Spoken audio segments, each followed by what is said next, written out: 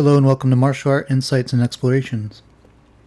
I already did a video on how it's not the best way to think of martial arts styles if we're interested in more than just dancing and instead learning how to fight in effective ways.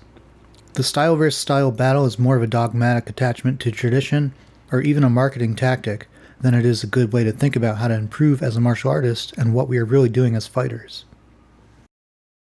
It reminds me of the famous Bruce Lee quote about style, that the best style is no style.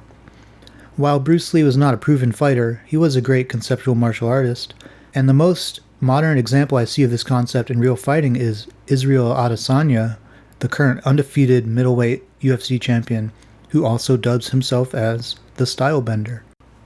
What's cool about Izzy Adesanya is that in a broad way he does have a certain style. For example, he prefers maintaining distance and having mobility, harassing the opponent from range and wearing them down, staying on the outside and often ending the fight with a kick.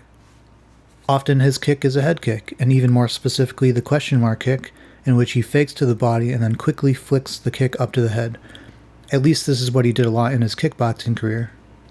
And yet we can see that Izzy's style is tied with effectiveness. He doesn't simply prefer this as a personal sentiment. What he does works, it works well, and it works often. It works largely because he did not cling to style or get caught up in so-called martial arts styles. Israel Adesanya has spent the past several years addressing his weaknesses or potential weaknesses in MMA, learning takedown defense and other tactics to adapt from his original combat sport of kickboxing. MMA is a world where wrestling and small gloves changed the game. He recognized that and adapted. His style changed, and it is in continuous flux.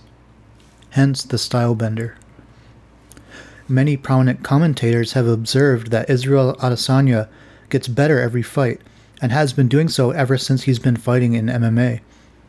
So even though he has a broad style, his way of fighting and methods of training do not fall under a certain style so much as that he has style while he fights. And at the same time, and as a part of whatever his style is, he does what is effective and necessary during his fights to end the fight in his favor. So, in conclusion, I think both style and effectiveness are what we're chasing as martial artists. And if we're talking about fighting, then in some way these things are related. I don't know if style can be avoided, but I also think that slotting yourself into a particular style is a mistake, a sort of distraction, and will limit your progress. What do you think?